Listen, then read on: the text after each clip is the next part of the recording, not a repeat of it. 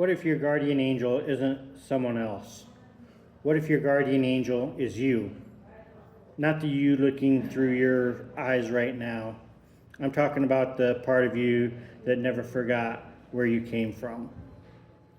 Jesus says something fascinating in Matthew 18:10. Their angels in heaven always see the face of my Father who is in heaven. Notice the language, Jesus. Notice the language. Jesus doesn't simply say angels, he says their angels.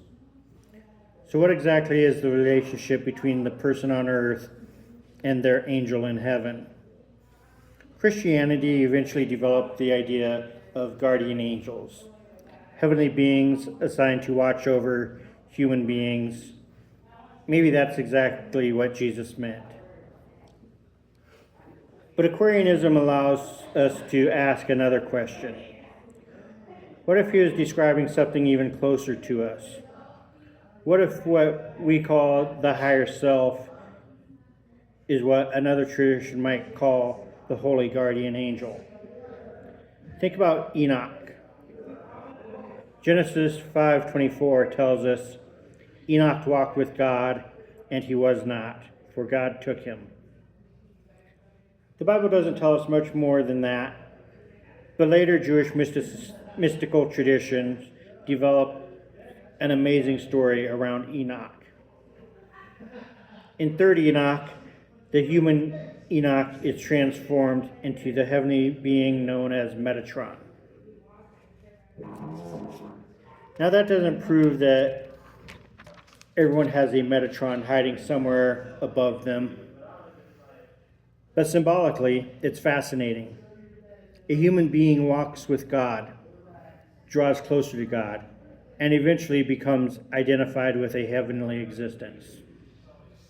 What if Enoch's story represents something available in some form to all of us?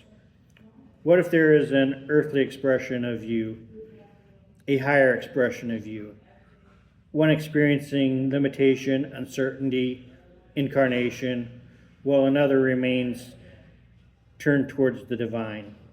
Remember what Jesus said? Their angels in heaven always see the face of my Father. Now let's bring in another tradition. In Thelema, one of the great spiritual goals is called knowledge and conservation of the holy guardian angel. The practitioner seeks contact with the holy guardian angel, and through that relationship discovers something intimately connected with their true will. And that's where these ideas begin touching each other. Jesus spoke of your angel in heaven.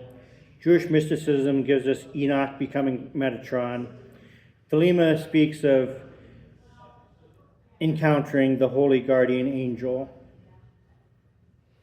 Modern spirituality often speaks of the higher self. Different traditions, different languages, but Aquarianism asks, could they be pointing towards different understandings of the same mystery? Maybe the higher self isn't somewhere far away watching you like a stranger. Maybe it's the greater expression of the consciousness you're experiencing right now.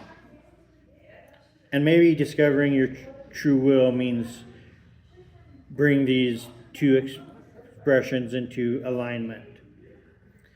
The person below with the consciousness above. My will, divine will, true will, until eventually there is less separation between them. Maybe that's why spiritual traditions keep telling us to go within. Maybe you're not trying to summon something foreign. Maybe you're establishing communication with something that has been connected to you all along.